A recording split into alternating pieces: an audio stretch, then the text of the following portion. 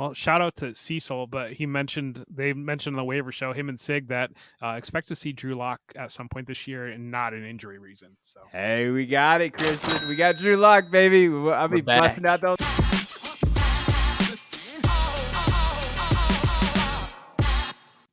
What is up, guys? Today on the Football Guys Dynasty Football Show, we're going to examine week 1 of the fantasy football season.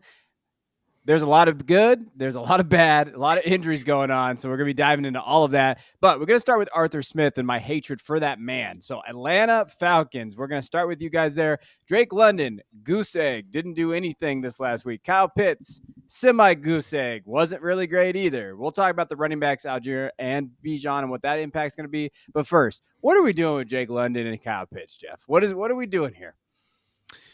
If you are a contender, I think you need to make serious thoughts about moving off of them and capitalizing on their inherent value. I think if you're a rebuilder, I would aggressively target them because I don't think they're going to give you big fantasy performances this year. And so if you're in a rebuilding situation, they're both 22 years old.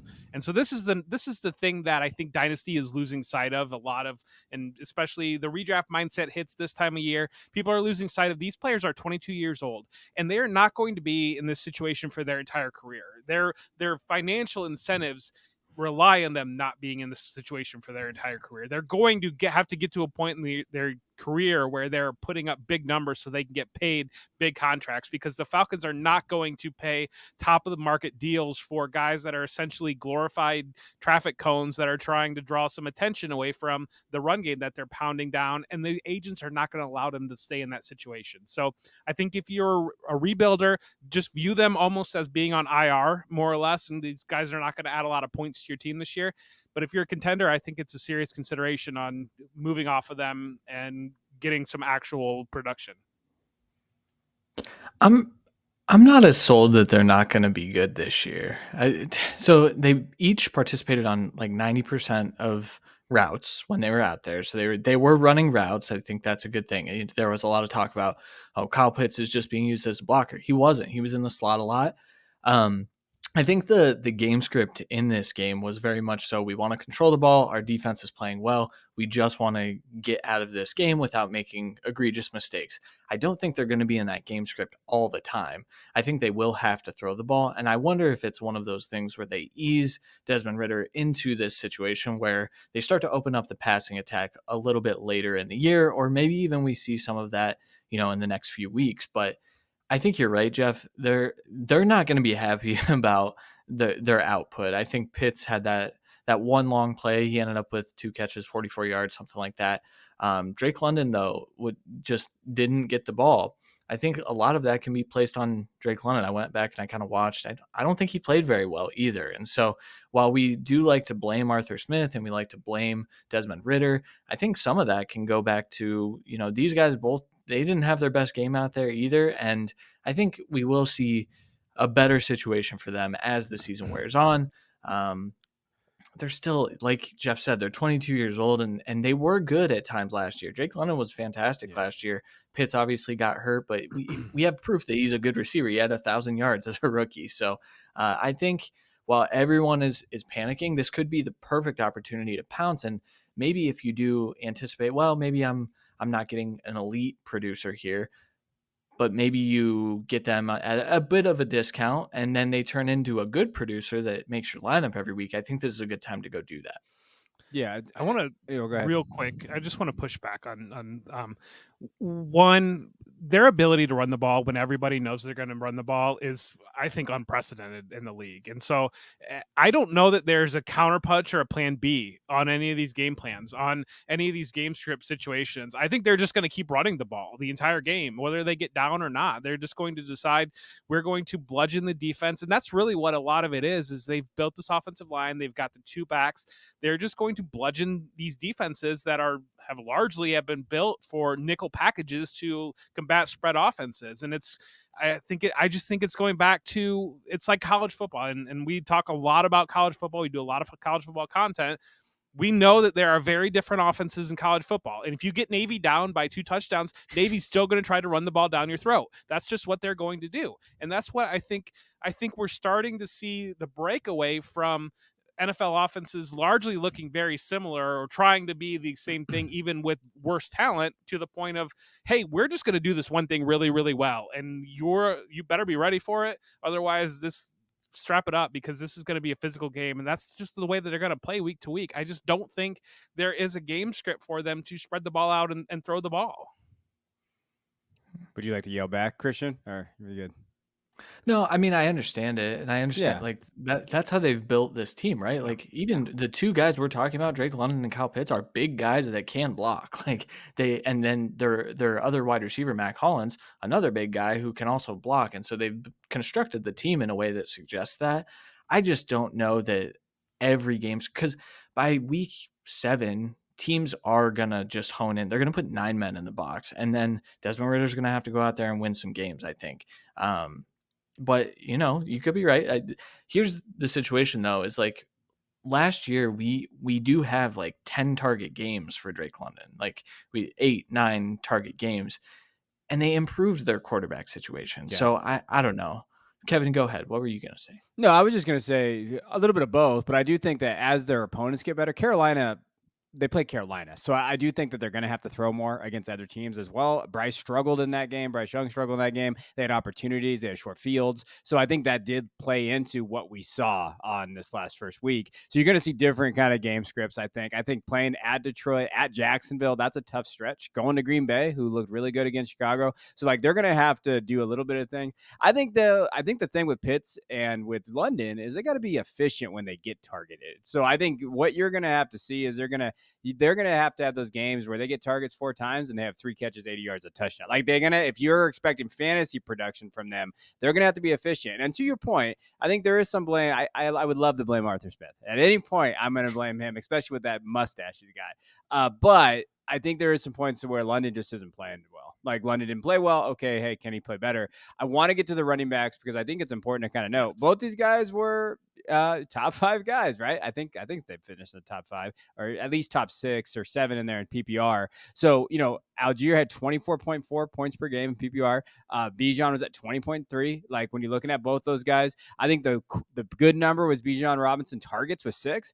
I saw some areas out there where, projection for season-long targets were very low, and that confused me because I think Bijan really is going to excel in that area, the way they use both backs. So we saw that. He had the touchdown reception on a great play, 10 carries, 56 yards. And then we have Tyler Algier, 1575 and 2 touchdowns. And I think both of these guys, it's going to be interesting. I know Jeff was talking about pre-show, Algier's like, hey, what is this pass catching going to be? But Bijan of those guys, I mean, if they do run the ball, like we just said, and that's what their offensive philosophy is going to be, realistically, we've seen this before where Bijan's your guy, you're going to start no matter what. And Algier's like that running back 3 you'll put in your lineup. Like Cordero Patterson, a couple years ago, Jeff with Bell loved Cordero Patterson. It was like his thing. Like I'm pretty sure he went to bed with Cordero Patterson like pillow. But he was right. Like Patterson was just producing. So are you comfortable, Jeff, putting Algier in your lineup as like that, that flex if you need him and you're like, hey, maybe he can be a running back 3? I think Arthur Smith has been building to this. And you mentioned Cordero Patterson. If you flash back to 2 years ago when they had Mike Davis and everybody was on Mike Davis and Cordero Patterson, I mean, this is where they ended up. They have the ultra souped up version of Mike Davis and Cordero Patterson. And that's what they want their offense to be around. And then, Tyler Algier is incredibly productive, and he is basically the good version of Mike Davis in this offense. And then Bijan Robinson is the superstar version of Cordero Patterson. And so I see people that are concerned with Bijan Robinson, and it blows my mind to be concerned with Bijan Robinson. I understand general frustration with this offense in terms of fantasy. I don't have a single concern about Bijan Robinson. The only thing that having Algier there prevents Bijan Robinson from rushing for 2,000 yards and catching another 1,000 yards. I mean, he might not get to that outcome where he's that Christian McCaffrey that's putting up 30 points per game, but he's still going to be a top 5 running back in PPR. He's locked in, it feels like, for 20 points per game because of the usage that he's going to see. Yeah. Bijan had a 35% target share. Yeah. I mean, that's their offense. Their offense is running down your throat with Algier and then throw it to Bijan Robinson, get him in space. And he's their number 1 wide receiver. I mean, that's what it is. He is their number 1 wide receiver.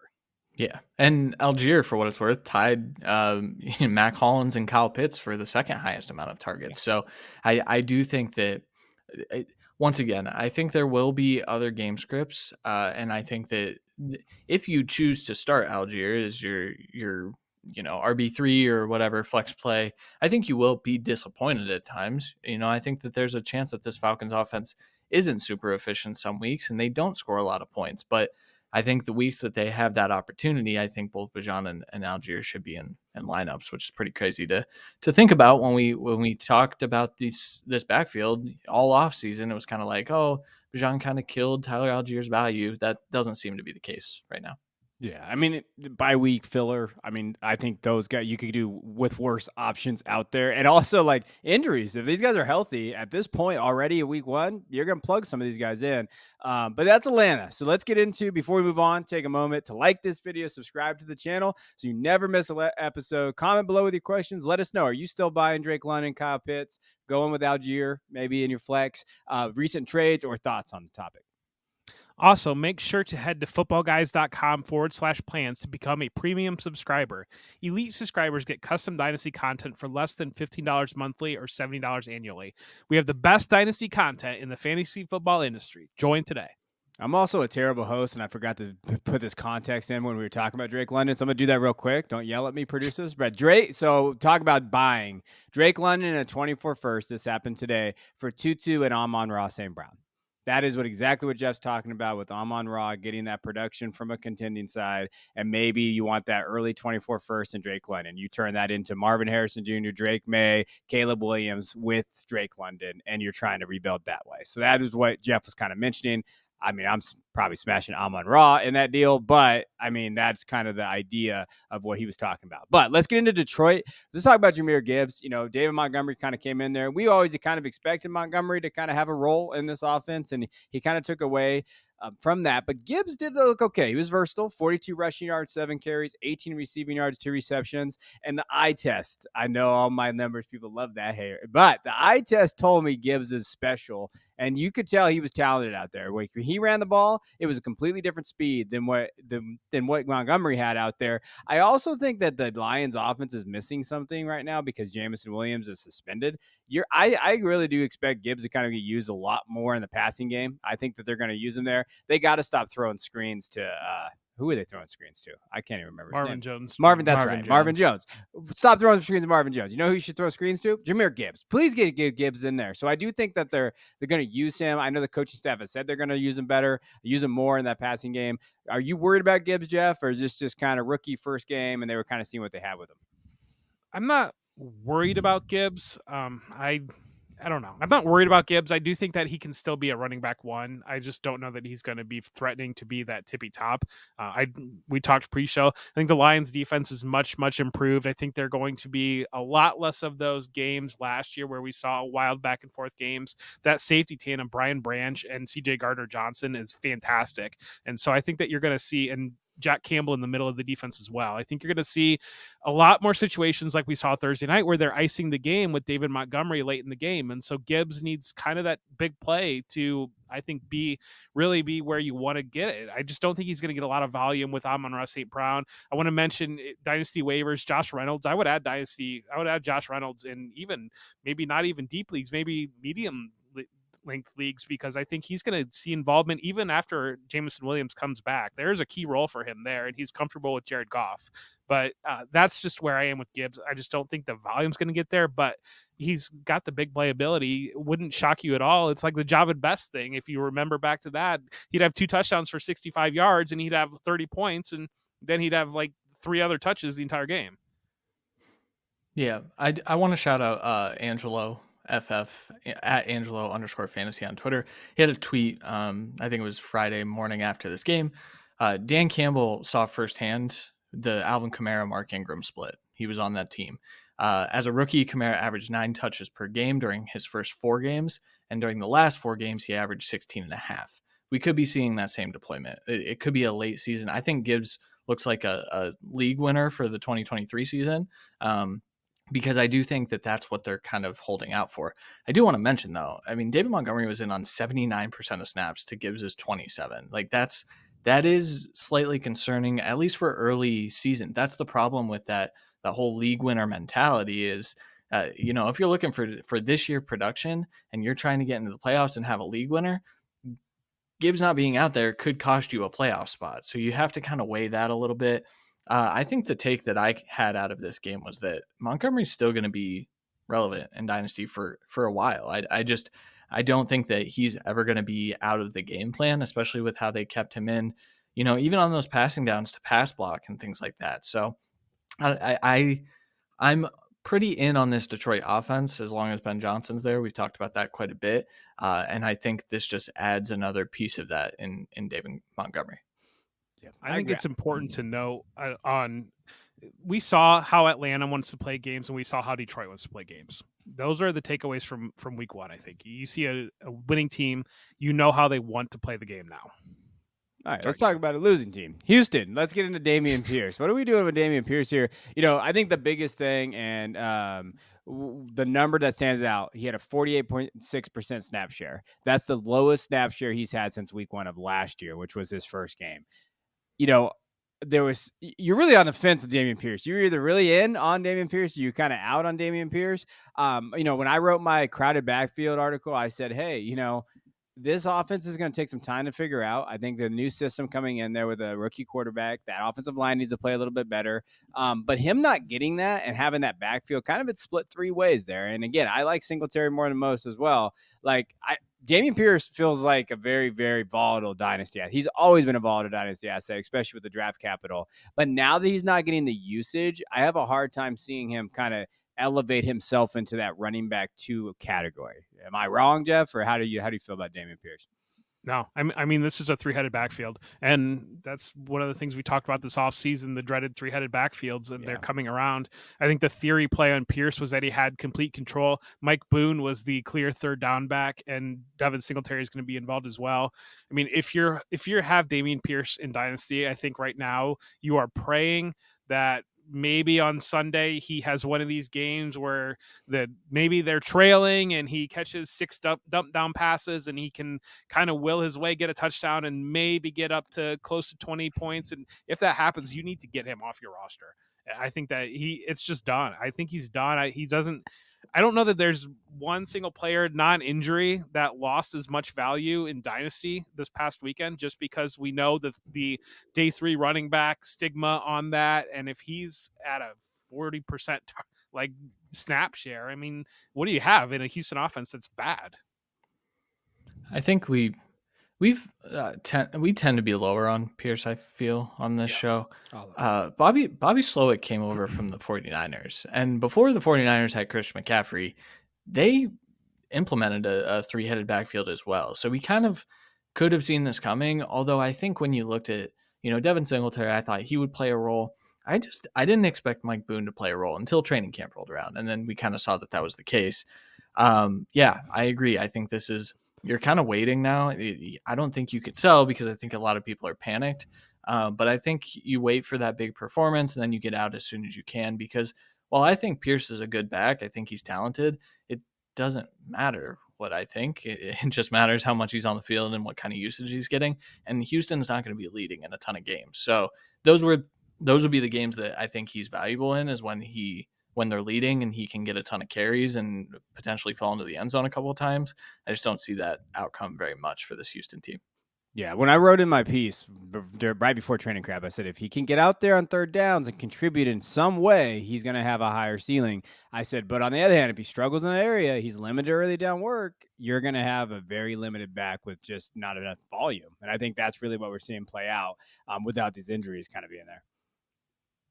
All right, let's get into Baltimore. Baltimore. All right, so J.K. Dobbins tore his Achilles. We are a pro Dobbins show here at this, so we feel terrible for the young man. Like, it just seems like he cannot stop getting hurt and just having the worst luck there.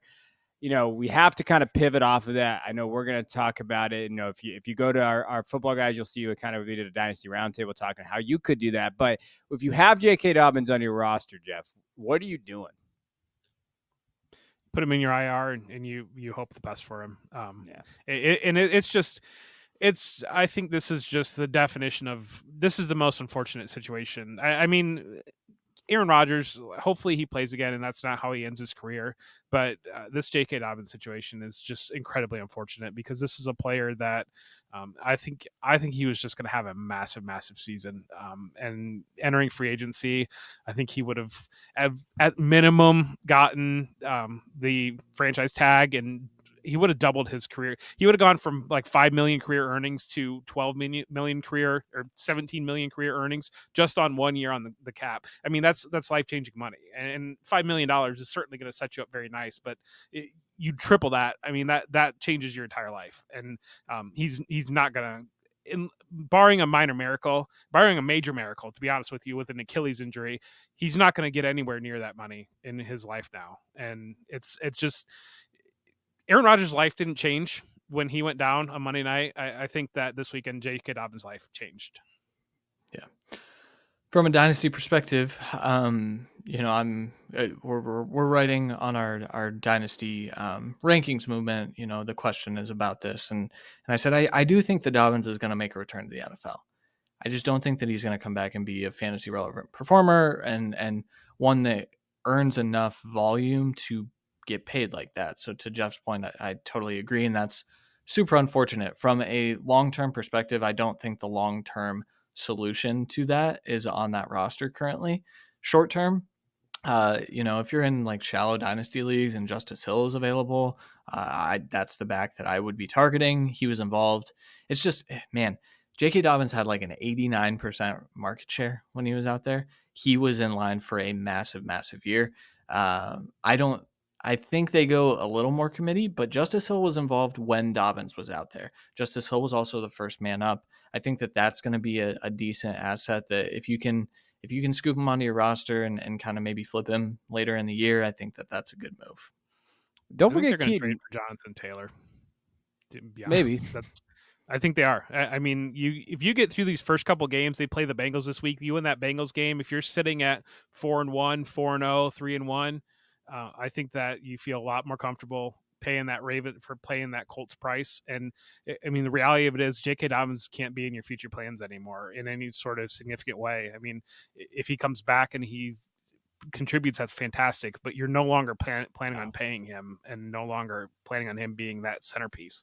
Maybe if they didn't get $15 million to OBJ, they could have some maneuverable money out there. I do think from a perspective, don't forget Keaton Mitchell. He's on the IR, but there is a chance like later in the season, that's the guy. And I think also Lamar and Zay Flowers are going to kind of just crush this offense, I think that now with this kind of committee, you're going to have that in there. So overall, yeah, really sad for Dobbins, but I think from that perspective, my big takeaway is like Mitchell's still out there, and he's a lot cheaper than those other guys. And now watch, they're going to trade for Jonathan Taylor, and Mitchell's just going to stay out there. But I think right now, in the context of what we see, now Pittsburgh, Diontae's out for the foreseeable future. It looks like for a few weeks, it said, but those are always tricky with the hamstring areas there. We have George Pickens out there. We have Freiermuth to kind of establish themselves. I think this might be a good time to talk about Kenny Pickett. I got yelled at by Steelers fans because I tweeted out, the question between Diontae Pickens and Freiermuth was that Kenny Pickett is terrible. And he was terrible. He did not look good in the first week, but they were playing a 49ers defense. I think that's there. Is this Pickens season, Christian, or Freiermuth, or are we just kind of out on this Pittsburgh offense that did not look good? Like this rushing attack does not look good either. Man, I think it's Freiermuth. Pickens didn't look good out there, and it's a lot of the same issues, right? Like he couldn't separate against really a bad San Francisco defense. Bad San Francisco secondary. Let me correct myself. Goodness, they're a great defense, but it's all with their pass rush. I do think that the caveat here is that Pittsburgh should not have this much trouble blocking. Kenny Pickett was under pressure a ton, and I do think that when he has pressure, he'll be able to kind of target Pickens downfield a little bit more. But for the short term, I do think that Freiermuth also left this game hurt for what it's worth. I think he's going to be okay, and I think he'll play this week. But I'm fairly out on this. I have remained kind of out on this offense. I moved Najee down a little bit in my dynasty rankings, and I moved Jalen Warren up because I saw that split being a little different. But this offense, Matt Canada is not a good offensive coordinator. either way. And I think that that's a factor that we need to consider here. I don't know. I hope Pickens has a good stretch while Diontae's out, but Diontae is also probably going to come back. And I think that when he does, he's still that wide receiver one. So I'm not targeting these guys right now. That's for sure. When this preseason, when they were generating all the buzz, who are they playing against? I think is the fair question, because obviously Tomlin wanted to play his starters. Many teams didn't play their starters, and they obviously had an attitude about the preseason that they went about. And I think that maybe lulled a lot of people into a false trap. And I think there are major questions about Kenny Pickett, about the offensive line, about Najee Harris, about just kind of a lot of this team in general. Yeah, it was just not good. Like, the whole situation's not good there. Pickens has got to step up in that area. But hey, Freiermuth gets hurt because Pickett puts him in some bad spots. Like, he throws him into those defenses, and like I feel like half of his concussions are because of Kenny Pickett. Like, just the way he kind of does that.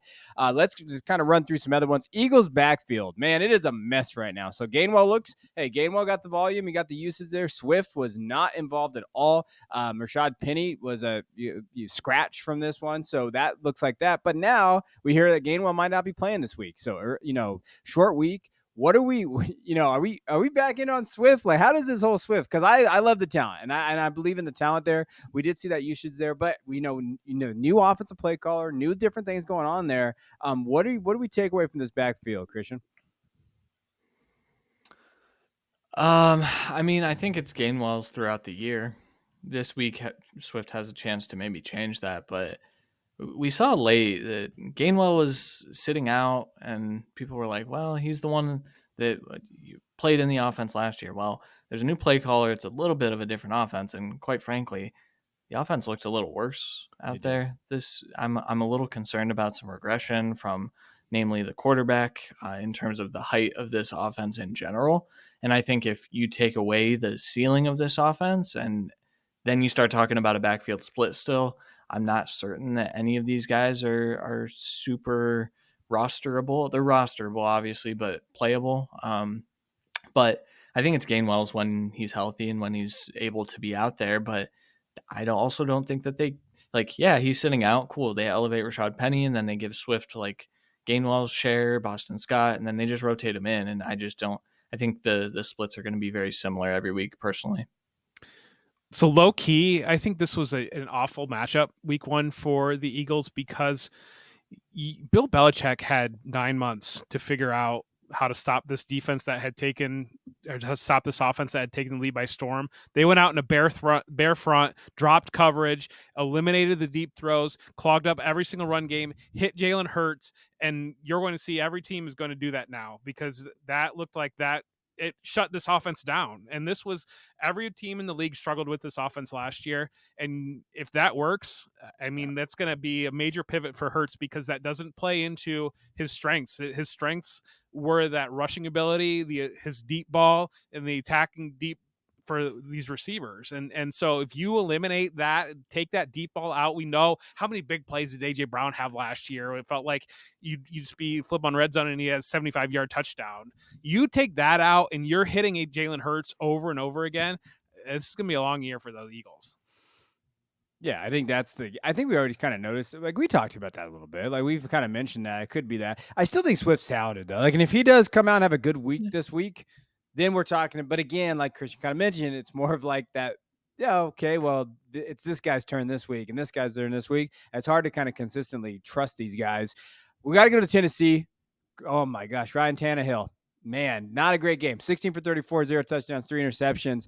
But if you watch that game, which if you did, I'm sorry, but if you watched a little bit of it and you went through it, I mean, interceptable balls, probably 6 or 7. Like, Tannehill could have had even a worse game than he did.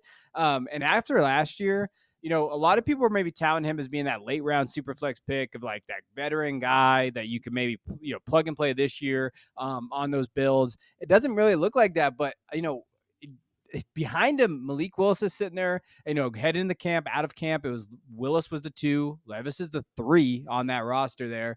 Do we see them benching Tannehill? Like, is that kind of an option? And then also, Tyjae Spears, he outsnapped Derrick Henry in this game. And so I think his volume is like, hey, that excites me if I have Spears on my dynasty rosters. I really still think Henry's going to get traded. Like, I really do. I think at some point Henry probably gets moved. That could be another interesting piece out there. What are we doing with Tennessee, Christian?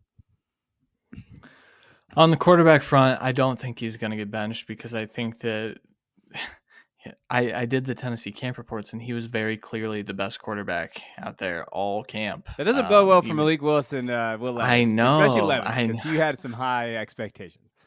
I'm not going to lie. I was a little shocked at how bad Tannehill looked in terms of like his arm strength even. Like Jeff and I separately made jokes on Twitter about him looking like Matt Ryan from his Colts days. So I think we could be there, and maybe they do bench him later in the year when they're out of it, but I don't take Vrabel as that kind of guy. Like, I think they're still going to try to win. Maybe by the end of the season that it is Willis that gives them that best chance. Spears and Henry is weird to me because so Henry got the first snap. It got called back from a penalty. Spears got the whole first drive. Like, it wasn't even, oh, we're putting him out here because we're riding the hot hand. It was Tyjae Spears is like the starter. He's not in name because, like I said, Derrick Henry got that first snap, but he got the starter's workload. But the weird part is that Derrick Henry was more effective as a receiver in this game because they were throwing him little screens and he was just busting off, big chunk plays, which is what we thought Tajay was going to be. But I think Spears looked better running the ball than Henry did at times. And so I think this is a true like 2-person committee now, which I think was designed. And we talked about that a little bit in the offseason, but what kind of passing work they each get, I think will determine which one you want to start each week.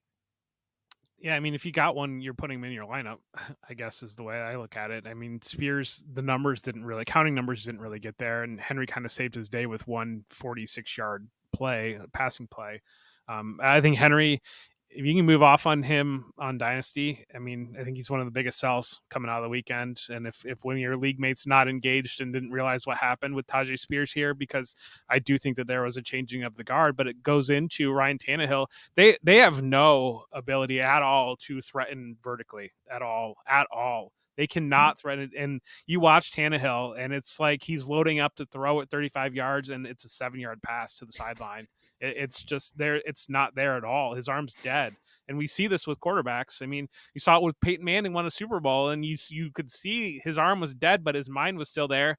Well, Tannehill is a guy that has always relied on his physical gifts over his mental ability. And so if he can't get the ball out, I mean, they're just going to jam the line, and that's where you're going to have to get that passing game production from Henry, passing game production from Spears, because that defenses are going to play 11 guys up on the box because they can. And Henry's value is all over the place. Like, just trying to you should have traded him 2 years ago, if we're being honest, or maybe 3 years ago. Like, if you wanted that premium value, but like right now, like literally, he went today for 3 seconds. So Derrick Henry for 3 seconds, like that is the area. But then, then you go through some of these deals. Derrick Henry for Rachaad White and Terrace Marshall.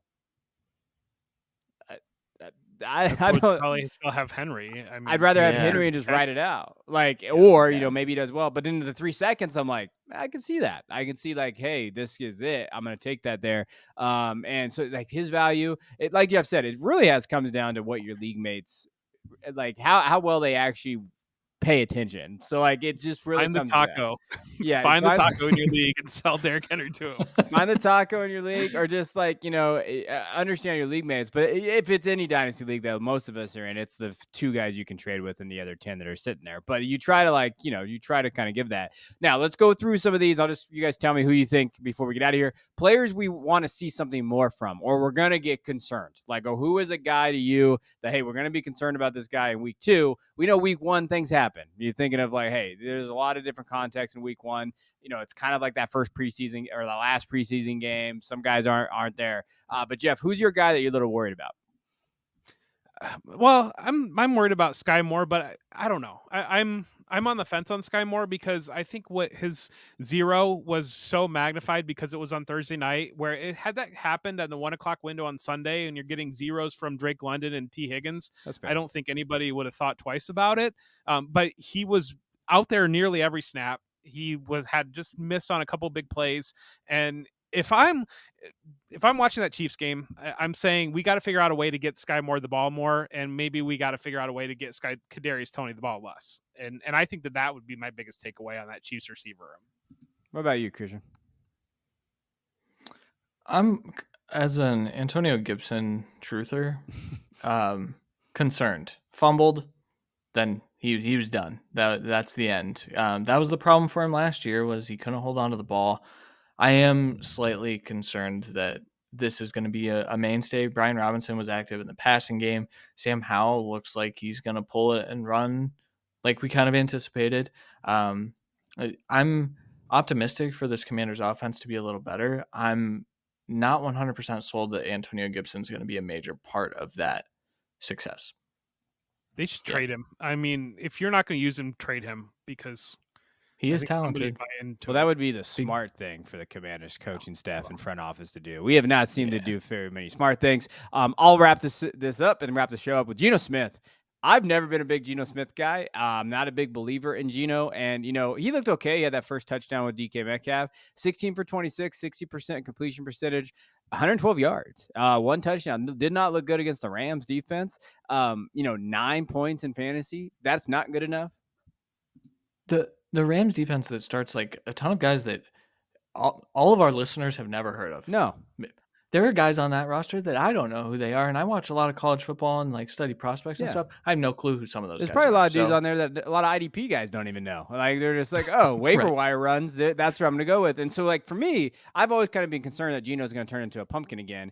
And that's what I've kind of always talked about. And somebody in our, the Discord, they were talking about it. I said, Geno could be last year's Tannehill. Like, all right, Tannehill had a few good games, and okay, now or that season, hey, Tannehill looks good, and then Geno kind of comes back to earth, especially with the defense is playing. And I think that the division he's in is going to be better, with the Rams playing better. If they stay healthy, that's going to be in there. I know Arizona's kind of dumpster fire, but they were fighting the other day. Like, when you saw that, I think Geno could be in some trouble. At Detroit, that's a tough matchup in week 2. If he looks bad again, I think people are going to get a little nervous.